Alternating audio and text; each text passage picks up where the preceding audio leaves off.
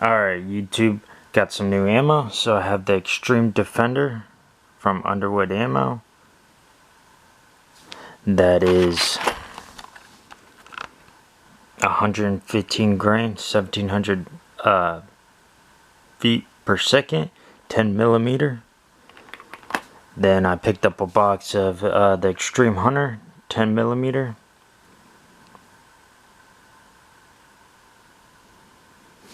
That one is 150 grain, 1425 feet per second, 10 mil as well. And then I picked up 2 boxes of the Extreme Penetrator, 10 mil, and that is 140 grain, 1500 feet per second. And then I picked up 2 boxes of the Platinum Edition Plus P 9 millimeter, and the 9 millimeter is 90 grain, traveling at 1475 feet per second. Alright, YouTube, see you.